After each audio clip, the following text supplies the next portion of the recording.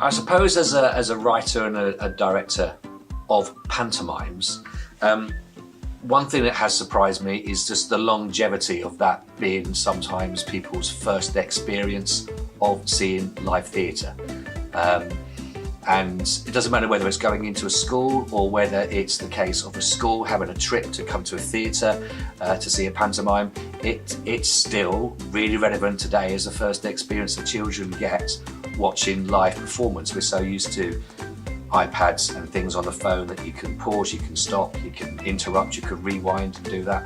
And even though that technology is massive, you still can't beat the effect of going into a theatre or a theatre coming into your school and seeing actors up close for the first time and getting completely engrossed in a story that they may have read from a book or had read to them from many, many years ago, but when you see that character for the first time there, you can't beat that. And I think that that's something that stays with you.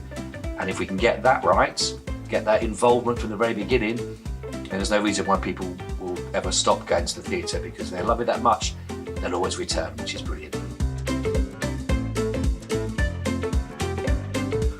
So from a producer's point of view and from a director's point of view for Panto Ever After, I think some of the key skill sets is knowing what works on a performer first of all, and what we have to try and give to try and make any script, any dialogue come to life.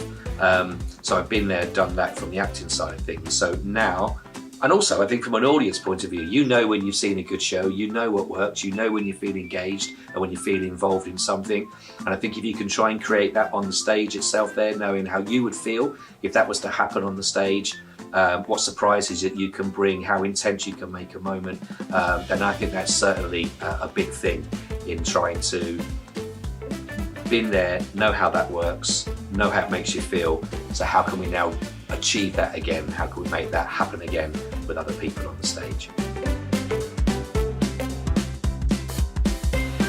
What advice I would give is, I don't think it really matters. You don't have to be in the West End of London to go and see good theatre. You can be anywhere at all, and it doesn't have to be in a huge venue. It doesn't have to be in a £100 seat at a theatre that you're going to see. It can be anywhere. It can be a community hall, it can be in a church, it could be in a street, watching street theatre, it can be wherever.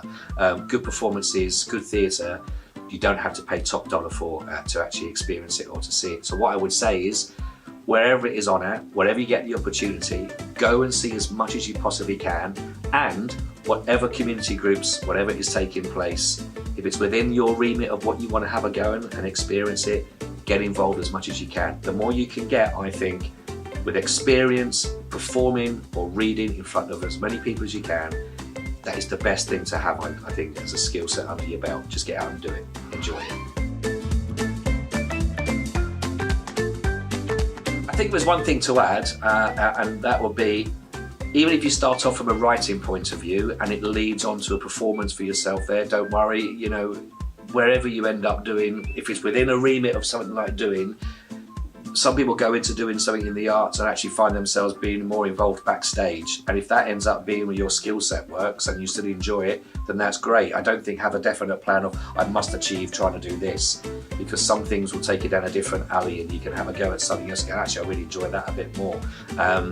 So I think that's fine. As long as you do anything with passion, if you enjoy it, if you wake up in the morning and look forward to what you're going to do, then that's got to be a win-win. So don't think, well, I'm not the performer that I thought was going to be. I'm not the writer that I thought I was going to be. But it's led you into something else in that field that's connected. Win-win, I think, for that. Enjoy whatever you're doing.